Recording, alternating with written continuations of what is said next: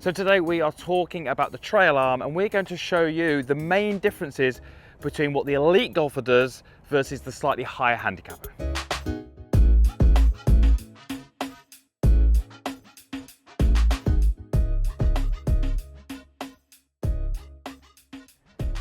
So welcome to PGA Catalonia here in Spain. Just finished a fantastic 4-day golf school at this stunning venue, and now out on the stadium course to create a little bit of content to help you play some better golf. Today's video topic is all about the trail arm, and you're going to learn in this video about how the bending of that trail arm in the backswing can influence lots of things, and you're also going to learn how keeping that arm a little bit more extended in the downswing could help you do lots of good things at impact. And we're going to show you the differences between what an elite golfer does versus a slightly higher handicap golfer. Just before we get into that video, if you're new here, you're not a subscriber, there is a link down below which will allow you to get free access to the videos, and you'll just get notified each time I do upload a video. And also, before we get started, I just want to say a big thank you to PGA Catalonia for hosting us for a golf school and allowing me to film on the golf course. If you are interested in future golf schools, potentially here, drop me an email at holidays@chrisryangolf.com and I can give you some information when that is available. Trail arm. In its simplest description, that trail arm is going to start pretty straight. In the backswing, it's going to bend by a certain amount, and in the downswing, it's going to straighten again. Now, there's lots of other things happening. There's external rotations and that kind of thing, but if we're looking at the bend of the arm, starts straight, bends in the backswing, straightens through to impact.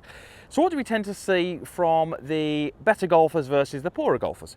Well, the better golfer will make a backswing, and their trail arm will start pretty bent, so a little bit of bend, and as it works up it will bend again, so it's got a certain amount of bend in it. The higher handicap golfers, we often see that trail arm starting too straight, and in the backswing that trail arm will bend too much and too soon. So at the top of the golf swing, the high handicap golfers tend to have too much bend in that trail arm, yet at the start they often started with it too straight. So why is that the case, and what can you do to fix that? Well, number one thing will be just to make sure that when you are setting up to the golf ball, that trail arm has just got a little bit of softness in it, and it's certainly a little bit more bent than the lead arm. So at address, I'm just trying to soften this arm a little bit and just feel it's maybe a little bit more relaxed than my lead arm. In the backswing, for me, the key to keeping that trail arm a little bit more extended is to make sure I have a good amount of rotation early on. If I have a good amount of rotation, I'm able to keep some more width in that trail arm. Now, it's never ever going to be straight, but I can maintain some good distance in my hand and my shoulder if I have a good amount of rotation. If I under rotate, if I don't use my body well enough, then my right arm is going to get very, very narrow, and I'm not going to be able to create that width.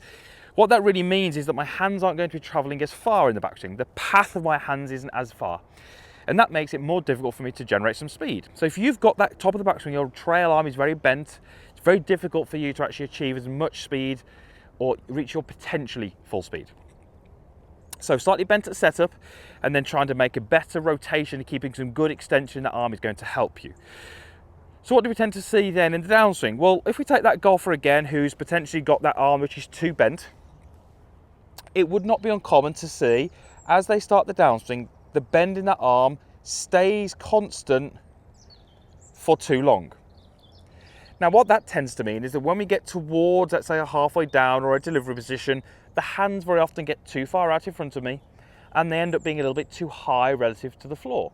So from here, I'm not really left with many options other than to have my hand path working downwards towards the golf ball and have the club head often working across the golf ball. Both of those things are quite common. Both those things are quite detrimental to your ball flight, going to compromise your strike, and are probably going to see a left path with some curves off to the right. Again, what do the elite golfers do? Well, what they will start to do is from the top of their golf swing, relatively early in that downswing, that trail arm will begin to extend a little bit, so it will start to widen a little. Now, what that allows that golfer to do is keep some more depth in the hands, so they're less out in front of me, and they tend to get a little bit lower. What that golfer is then able to do is deliver the golf club with a path which is more desirable, maybe more neutral, potentially more out to the right, but it allows the hands to get lower at this point, which allows me, or that golfer who has this correct trail arm movement, to start to use the ground a little bit more, to start to pivot a little bit more, and to start to raise the handle through impact. So the elite golfer is raising the handle through impact. The high handicap golfer is often having the handle working a little bit more down towards the ground. And it's really all linked to how that trail arm is moving.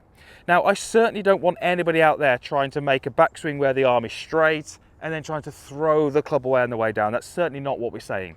But what I'd love you to try and feel is, number one, the arm is a little softer at the start.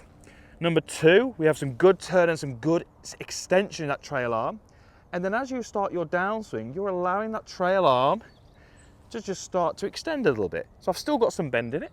I've still maintained my wrist angles, but I've got that club a little bit lower at this point versus the golfer who's got too much bend in that right arm, and he's really going to struggle from there. And you can just see the differences. As I add some bend to that trail arm, you can just see the differences in what happens to that golf club. So if you really struggle with strike, struggling with distance, struggling with club face control, this is potentially somewhere that you could look at your golf swing and make some changes. So I'm just going to show you how I'd like you to incorporate that into a drill if you felt that this was going to help you. Starting position, soft arm, up, and then as I begin my downswing, I'm just allowing my arms, or working my arms more down in front of my trail thigh, trying to feel my hands are fairly low to the ground. Once I've made a couple of rehearsals like that, I can go ahead and put that into a golf swing.